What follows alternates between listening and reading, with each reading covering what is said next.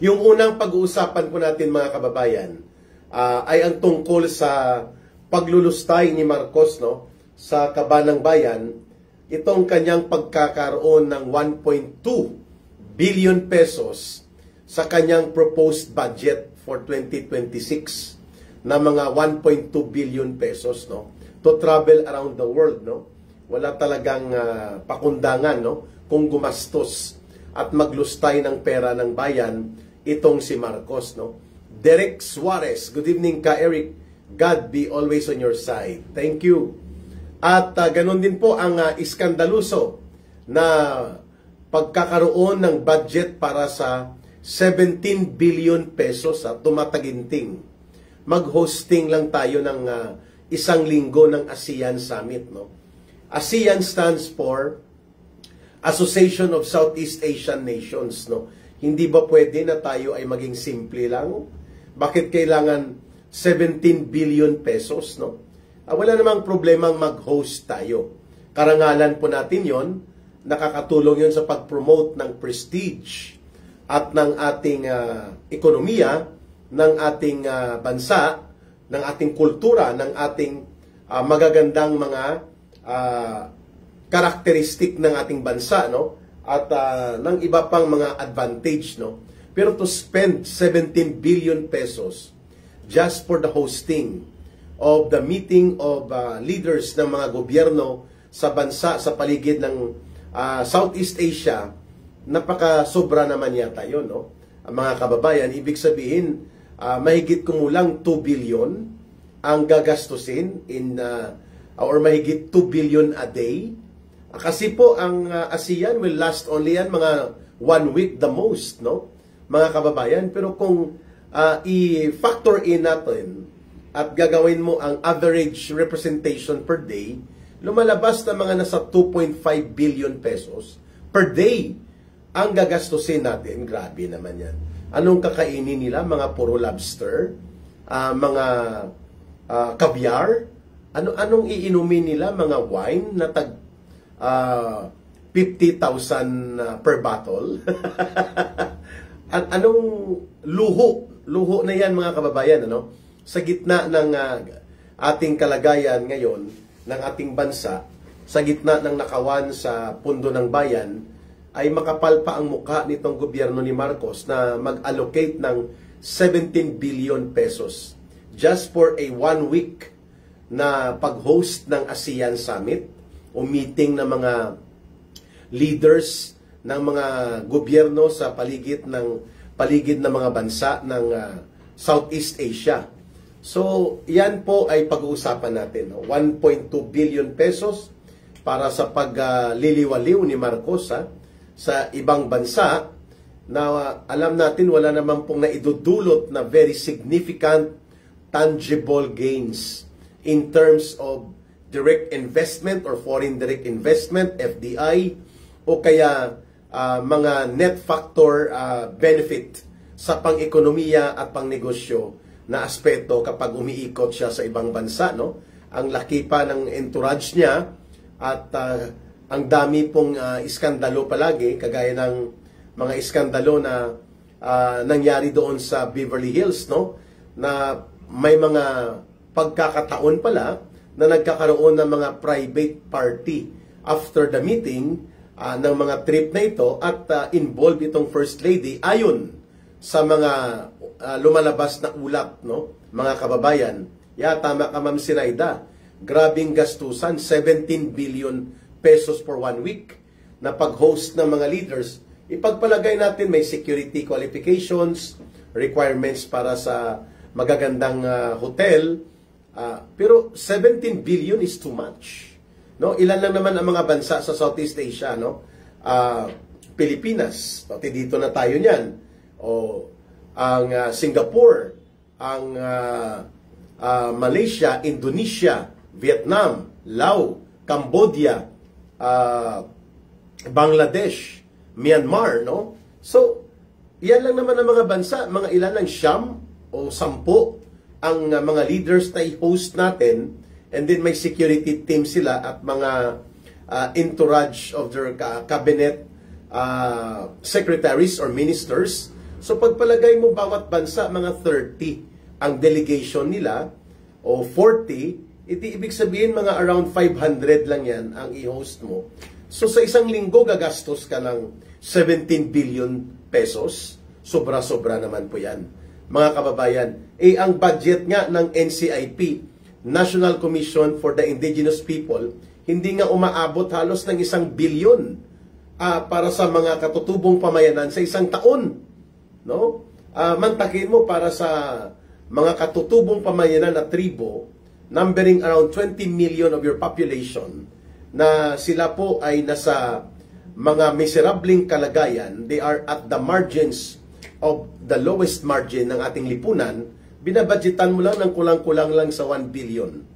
Yung free wifi, hindi nga mabigyan ng 2.5 billion free wifi para sa isang taon, para sa mga lugar na hindi makaka-access ng internet ang ating mga kababayan, lalo na mga mag-aaral, ay hindi kayang bigyan ng suporta para sa free wifi or internet support para sa edukasyon, pag-aaral, at pangangailangan for information support ng ating mga mamamayan at ng kabataan lalo pa.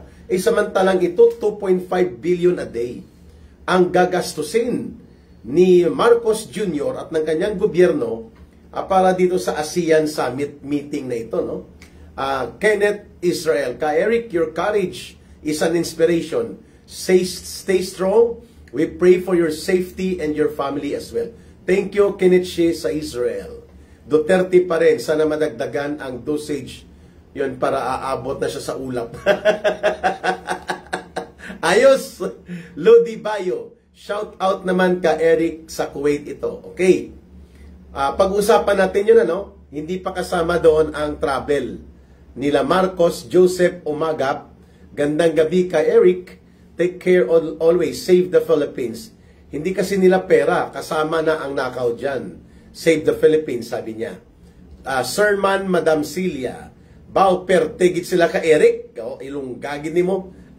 Ilunggo yata ni lalaki. Sir Nan.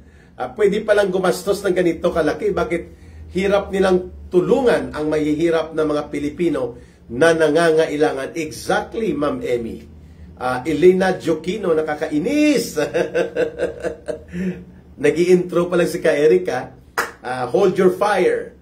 At pangalawa po, pag-usapan natin itong bogus na pistoks na ngayon pala ay niluluto nila Martin Romualdez, nila General Charlie Galvez, ang peace advisor ni Marcos, at ng ilan mga kasabwat na rin dito ang magkakapatid na Rimulya. And I don't know if Gibo Chodoro, as the Defense Secretary, na siyang nagsusupervise sa Armed Forces of the Philippines, ay pumapayag dito, no? Kung kaya tuloy-tuloy po ang paglabas na sa kulungan, pagpapalaya ng walang pagsisisi at walang kaparusahan dito sa mga nangungunang pinuno, leaders at mga kadre ng communist terrorist group na CPP, NPA, NDF, no? Pag-usapan natin yan, ano? Ano ba talaga itong peace framework? Ano ba ang mga agendang ito? Bakit simula noong 1992 na binuksan muli ang peace talks sa CPP, NPA, NDF during the time of former President Fidel Ramos, at hindi na natin binibilang, no, yung unang peace talks noong 1986-87 kung saan po nag-failure yun at walang pinatunguhan kundi mas malubha pa na mga banggaan at konflikto nangyari po sa pagtindi at pagsidhi lalo ng armed conflict sa Pilipinas in terms of communist terrorist insurgency ng CPP, NPA, NDF.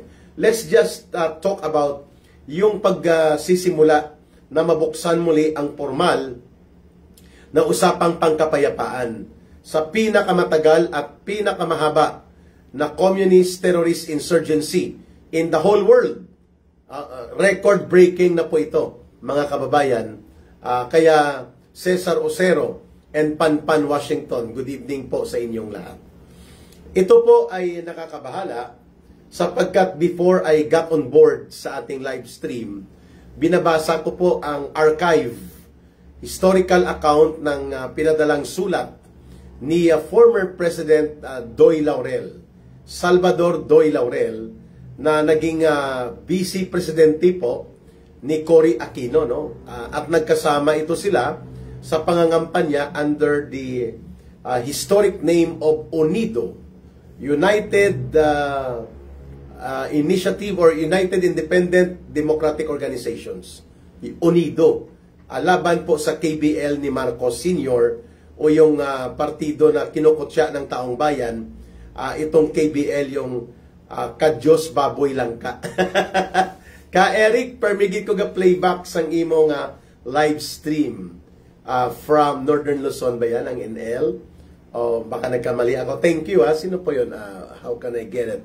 Silver Q. Hindi. It's I think Europe, no? What is NL po? Anong bansa ba siya? Northern London. I hope it is Northern London. Cesar Osiro. We are proud of you, sir. Thank you, Panpan Washington. So ito po, pag-usapan natin, bakit hindi po maabot-abot ang tunay na kapayapaan sa isa sa pinakamahaba na talaga in the history of communist insurgency in the world. 56 years, hindi pa natatapos. And we are not proud about that kasi isa po ito sa pinagmumula ng kahirapan. Ang pamimirwisyo at salot na idinudulot ng CPP, NPA, NDF. Bakit ganyan ang pangalan ng hashtag ni Plastic Ka? Maayong gabi ka, Eric. I hope na ikaw ay hashtag mo lang yon or name tag, ha? I know, biro mo lang yon. Briola Azul Joseph from Saudi Arabia. Ayan. So, ang panghuli po, pag-usapan na rin natin itong patuloy na pagbubunyag na mayroon palang savings ang buong gobyerno. Last year, sinabi po ito ng isang congresswoman, I think Herrera, ng bagong henerasyon, na may earmark earnings or savings ang gobyerno ng mahigit 700 billion pesos. Na dyan po hinuhugot ni Marcos ang mga niroloring-rolling niya na mga pondo samantalang hindi pa nakakakolekta ng revenue. At yan ay questionable sa Korte Suprema, kagaya po ng ginawa nilang pagkubra at pagkupo ng 60 billion pesos mula sa PhilHealth na mga naipon na pondo na ang intensyon ayon sa batas ay dapat para sa pagpapalawak ng coverage of insurance support at ang pagpapadami ng beneficiaries, no? Subalit kinuha ito dahil walang pondo ang mga infrastructure project ni Marcos na malalaki dahil ni-realign, kinatay nila Martin Romualdez at ng kanyang mga alipores sa Kongreso at pinabayaan lang ni Marcos. Pag-usapan natin yan, mayroon palang nag-i-interest yan, ano, kapag naka-earmark ang pondo as savings sa bangko, kumikita ng interest. Ang tanong, magkano at saan na pupunta ang interest na sayang ng mahigit kumulang 700 billion pesos. Ayan, na savings sa bangko na nakalagak mula sa mga savings ng mga iba't ibang agencies of government. Ayan. And then ito pa, mga kababayan, nagkaroon tayo ng update ngayong araw na ito na nanawagan po at nakisawsaw na ang mga grupo ng oligarko at mga malalaking negosyante na ayaw sa uri ng pamumuno ng Dutertismo.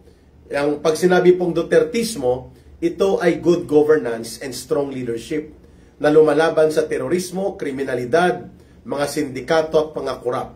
At ito ay hindi pumapayag na alipinin at lamunin ng mga oligarko at mga komprador borgesya at monopolyong negosyante at mga elitistang pamilya ang buong ekonomiya, kagaya ng ginawa ni Pangulong Duterte. At dapat maisulong po ang pagbabalansi sa pag-angat ng kabuhayan at pang-ekonomiyang kalagayan ng milyong-milyong mamamayang Pilipino as priority in the programs of government, no? So, yan po ay mga bahagi ng tinatawag nating Dutertismo brand of politics and leadership in governance. Ang grupo ng Makati Business Club, notorious po ito no, sa pakikialam palagi sa politika. Nandyan po yung mga Ayala, Subel, at malalaking mga korporasyon pa. At ang isa ay ang Management Association of the Philippines. Ang isa, GRI, ang kanyang initial. Ngayon ko lang ito narinig, hindi ako familiar nito. Ang pangalan nila, Justice, Reform, and Integrity.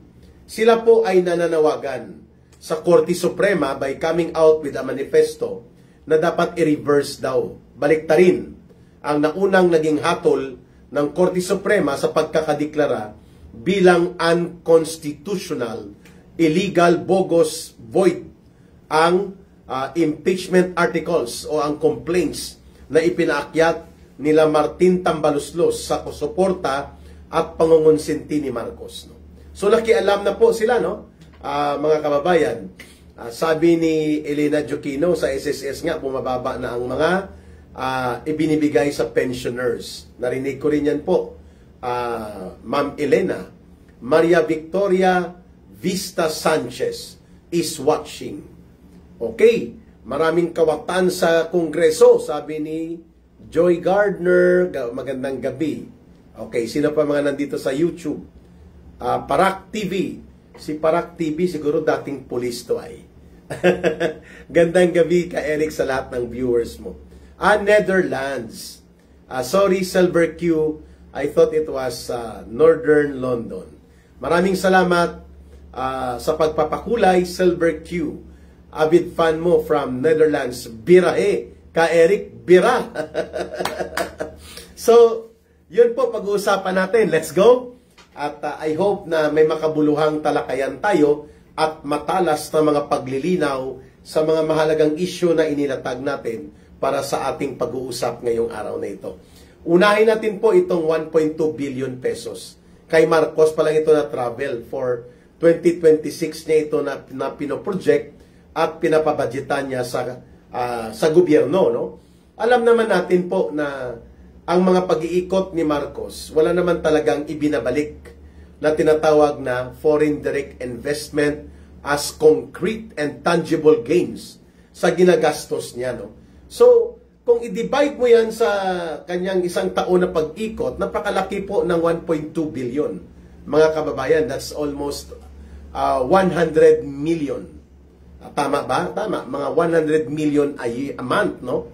Ang kanyang gagastusin. Mga kababayan, malaki po yun. Anong gagawin niya sa 100 million per month na travel, no? Mga kababayan, yan ay malaking question. At nararapat lamang na tanungin yan. Saan mo gagamitin yung 100 million per month mo? For 1 year. Buwan-buwan mag-travel siya, no? That is granting for discussion na mag-travel siya buwan-buwan, no? So kung may 1.2 billion yan, mga kababayan, kagaya po ng pagtatanong ko noon kay Martin Romualdez nung nasa SMNI program pa kami sa Laban Kasamang Bayan, kung totoo ba na 1.8 billion pesos na ang ginastos sa travel niya noong November 2023, ay hindi po ako nagkamali sa aking pagtatanong. Kailangan lang i-correct ang data kasi hindi pala 1.8 billion, 2.3 billion pala. Ulitin ka, 2.3 billion. At nang mabulgar yun, na iskandalo sila, syempre, to make it short, kinatay nilang SMNI, pero rason na lang po nila yon. At ipinatawag kami sa Kongreso hanggang sa tinawag ko po silang Kangaroo Court at ipinakulong kami ng almost 8 days ni Dr. Lorraine Maribadoy. At nagalit ang mamamayan, nagalit ang mga Philippine Military Academy graduates, lalo na mga senior generals and officers ng PMA noon. Pero, ang totoo pala, 2.3 billion pesos ang travel fund ng Kongreso at the disposal of Martin Romualdez. That was 2023. At nang tinanong yon at nagkaroon ng clarification sa Kongreso, ang nagagastos pa lang nila, November, according to the report nila sa Secretary General nila, na si Reginald Velasco, as a finance staff nila, mga nasa 39 million pa lang daw. E di mga mahigit 2 billion pa. Mag-iisang buwan na lang ang natitira sa taon ng 2023, inubos nila. Pinagpartida-partida nila yon at hindi ibinalik sa kaban ng bayan. So that was so scandalous. No, tarantado at kupal talaga ito si Martin Romualdez, no. Walang pakialam, walang damdamin at makapal na garapal ang mukha upang lustayin ang kaban ng bayan. Pinamudmud po yun, ano? Sila Franz Castro, nag-travel yun, sina Raul Manuel, lahat nag-shopping sila, no? 2 billion pang naiwan mga kababayan. So hindi po nagkamali si Ka-Eric sa pagtatanong ko. Kailangan lang po i-upgrade ang data kasi 1.8 billion ang tinanong ko. Ang available fund pala nila noon sa travel at the disposal of Martin Romualdez ay umaabot ng 2.3 billion pesos. Ayun. Ito naman ang tanong kay Marcos. No? Kung i-divide natin sa isang taon, for example, granting for discussion, na 1.2 billion, ibig sabihin buwan-buwan, kung mag-travel si Marcos, gagastos ang sambayan ng Pilipino ng 100 million pesos. My goodness. Samantalang, ang ating mga kababayan, according to statistics, 52% ng ating mga mamamayan ay nakakaranas ng involuntary hunger. Every day. Ang ibig sabihin po niyan, 5 sa bawat 10 Pilipino ang hindi makakakumpleto ng 3 beses na pagkain sa isang araw. And yet, gagastos ka ng 100 million per month sa travel mo na wala namang kasiguruhan at walang tuloy-tuloy na pagpasok ng return of foreign direct investment to the benefit of the economy. Wow! Anong tawag doon? Paglulustay, pagwawaldas, mga kababayan. At yan ang dahilan kung bakit pinupuna natin ngayon. Ito ang pagkakaroon ng 17 billion pesos, mga kababayan, na pundo na gagastusin 2.5 billion pesos in 1 week, mga kababayan, and that's around 17 billion, mahigit, ang nakatalagang pondo para mag-host tayo ng meeting ng mga leaders of government ng Southeast Asian nation. So pagpalagay mo nga, ini-average na ni Ka-Eric kanina, mga 30 hanggang 40 ang bawat bansa na delegation, including mga cabinet secretaries or cabinet ministers, security entourage nila, whatever, ang mga kasama sa delegation. We are only talking about 500 ka mga participants in 1 week at bawat araw gagastusan natin ng 2.5 billion pesos. My goodness. That is too much. That is beyond human reason to understand kung bakit ganon kaluho at ganon kalustay at pagwawaldas ang ginagawa ng gobyernong ito. This is terrible. Sabi ni Lola Claire Castro, ang tagapagtahol ni Marcos, na hindi kailangang tawagin nyo na undersecretary. She doesn't deserve the title. No? Nandyan siya sa posisyon niya sa isang qualification, butangera. Palengkera, butangera, at attack dog. No? Ang sabi niya, siyempre pag nag-host ka, kailangan bonggang-bongga. At kailangan ay ma-impress natin at may pakita na magaling tayo mag-host ng mga international meetings na ito. Katarantaduhan po yun, kalokohan yun. Ginugutom ang pamilya ng mga milyong-milyong Pilipino, hindi mo nga matustusan ang pag-aaral ng mga mag-aaral at hindi ka nga makapagbigay ng karagdagan at tapat na health insurance support at wala ka nga maipakita na solid infrastructure program na talagang nanggaling sa disenyo at programa na pinatapos mo during your term, ay maglulustay ka ng kaban ng bayan at iwawaldas mo ang pondo ng mamamayan para magpabongga, magpa-impress ka sa mga meetings na ito, which can be done in a manner that is decent enough, pero hindi naman kailangang maluho.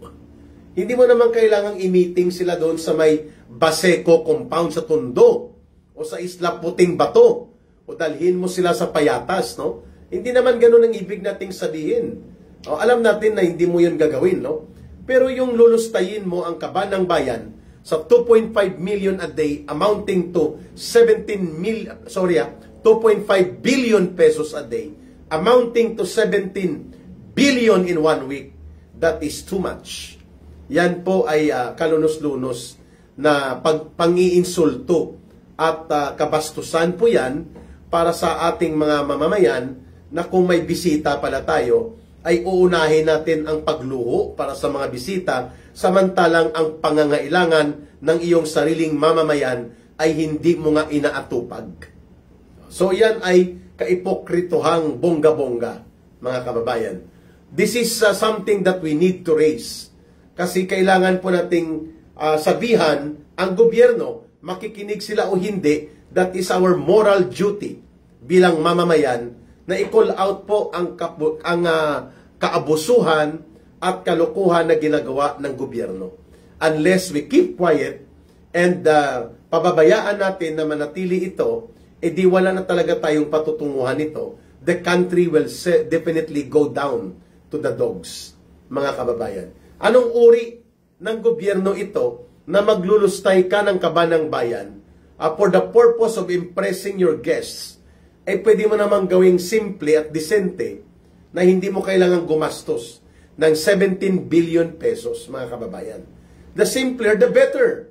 Bakit kailangan bang kabyar araw-araw ang ihahanda? Mga king crab? Mga steak? Kailangan ba talaga ay bongga ang mga pagkain? Hindi naman kailangan yun eh. Kailangan lang maayos sila, safety sila, at comfortable ang meeting. That I do not believe will cost us 2.5 billion pesos per day. No? Siguro, kahit gastusan mo pa yan ng 200 million, napakalaki na po ang 200 million a day. So that means, kung isang linggo, kasya na po ang mga 2 billion po, having 17 billion. Wow, that's too much. Bakit? Magpapatayo ng mga villa? Kagaya ng ginawa ni Ramos noon, na nagpatayo ng mga villa sa Clark, sa Subic. My goodness. Sobra-sobra po ito. At syempre, kasama na po dyan ang pangungurakot, pangungutong, at pangungulimbat sa budget na ito.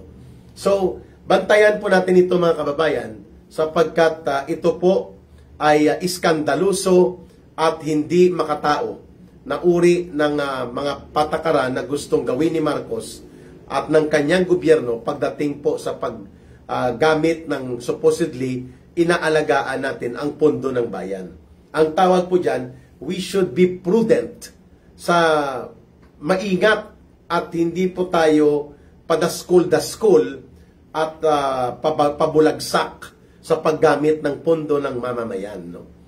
Gaano ba naman yan kung lutuan sila ng mga lumi, mga masasarap na chop suey? Hindi ba pwede? Pagkain naman yun, ano? Ano ba ang uri ng dila at tiyan nila para hindi nila magustuhan? Ang mga bihon, sotanghon. Kailangan mo bang Kailangan mong gumastos ng bilyon-bilyon na pundo? Kalokohan, mga kababayan. Yan ay pinakakatarantaduhan na sa gitna ng malawakang kakulangan sa kabuhayan, pagkakaroon ng maraming nagugutom at walang oportunidad ng matino at matuwid na pamumuhay ang iyong milyong-milyong mamamayan, and yet you will spend billions of people's money para naman magpa-impress ka dito sa mga bisita mo. Hindi ko sinasabi na doon sila pakainin sa karinderya ni Aling Tentay. Hindi po. Ako kumakain ako sa karinderya, masarap pa, no? Basta sigurado lang na kita mo naman malinis ang paligid, malinis ang setup, ayos na. Kanin na 20, 40 pesos, dalawang kanin, sabaw na 20, 40, 60, plus isang ulam na mga 50 pesos, 120 pesos solved na. No, si Ka Eric, ayos na. O, pwede naman pala yun eh. O, hindi naman ako nagka-hepatitis. Mga kababayan. So, ibig kong sabihin po, prudence will dictate and as well as decency na maging matino naman tayo sa pagtrato sa pundo ng bayan, na wag nating gamitin na ito ay para bagang we are just picking out the leaves of the money tree. No, kung si former Finance Secretary Mondel Rosario at former Finance Secretary Jess Stanislao, the way na maglustay ang gobyerno ni Marcos at Romualdez ngayon ng pondo ng bayan, ay akala mo namimitas ng dahon ng money tree na tumutubo by the hour ang pera. Ayan. Aha. So, sana po ay maiskandalo din ang taong bayan. Isakay mo. Good AM from Los Angeles. Lizana Palau, watching from Hiroshima, Japan. Sobra kamapya ang gobyernong ito, sabi ni Marga M. May Perez, kaway-kaway. Saludo ako sa iyo, Ka Eric. Sequester assets of jail time for life. Bitay, sabi ni Isakay, galit na siya. Nakakakilabot sa laki ng amount. Opo, kaya hindi natin ito tatantanan. No? Kagaya lang po ng nabulgar ng gobernador ng Mindoro na ang mga flood control projects sa ilalim ni Marcos, walang mga bakal. May bakal, ang thickness, wala pang 1 pulgada. No? Mga numero 9 or numero 10 na bakal. Mga kababayan, manipis po yun. At hindi pa siya pinapasok itong si Governor Dolor ng Oriental Mindoro. Kalokohan, 1 billion per kilometer ang mga budget sa road project. Saan ka nakakita ng 1 billion per kilometer? Ano yun? Gold na lansangan? Gold na kalsada? My goodness. At ang mga dike na ginawa at ang mga flood control ay walang mga bakal according kay Governor Dolor sa Mindoro. Ang Modern Times na equivalent ng Janet Lim Napoles pork barrel scandal syndicate ay ito po ang flood control ni Marcos at ni Romualdez. That they cannot feign innocence. Hindi lang po ang mga ganid at swapang na kontratista ang may pananagutan dito, kundi mismo ang gobyerno ni Marcos. Sapagkat walang pondo na lalabas kung hindi po ito ginawang legal ni Marcos sa pagpirma ng budget na sinindikato, kagaya ng GAA 2025 o yung General Appropriations Act of 2025. At wala pong mangyayari na delivery of funds kung hindi ilalabas ng gobyerno yan. So talagang hindi alam ni Marcos o nagmamaang-maangan siya sapagkat sa mga kickback na ito at sa nakawan at mga pandarambong na ito ay may pakinabang din siya. Of course, dalawang bagay yan binabanggit ni Ka Eric. Kinukonsente mo dahil pinapakinabangan mo. Ayaw mong ipatigil dahil kasabwat ka. Kunwari-kunwarian lang po yung isumbong sa Pangulo ang tungkol sa mga flood control projects na ito. Okay? So, dapat po magrehistro ng kanilang pagtutol ang mamamayang Pilipino that we will not allow and we register our protest.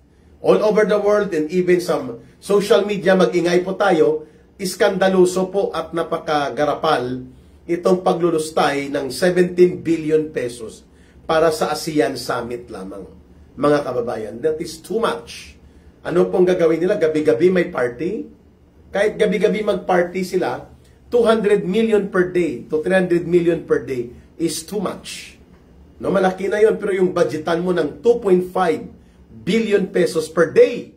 Kasi nga, 1 week lang naman yan, 17 billion. Wow. My goodness. Kahit ano ba, bibili ng mga sasakyan? So kung 1 week gagamitin, bibili, sus mio, mga kababayan. Pwede naman po tayong mag-ex-deal na i-rent out ang pinakamagagandang sasakyan for 1 week. It will not cost us billions of pesos. Pero yung gagastusan mo ng 17 billion, ang ASEAN Summit, magmi-meeting lang sila. Eh, pwede namang mag-meeting Zoom, no? May technology na. Eh, bakit na mag-pandemic, nag-Zoom meeting lang naman, no? Nagkakaroon lang naman tayo ng mga webinar na tinatawag. Oh, mas simple yun. But ang punto natin, we can have a decent, comfortable, secured, at matuwid na pagpupulong, dahil summit nga yan, pagpupulong ng mga leaders, without necessarily, Joyce Europe Vlogs, no? Without necessarily being so extravagant, no? Bilang maluho, sobrang luho po, at sobrang garapal na paglulustay sa kaban ng bayan.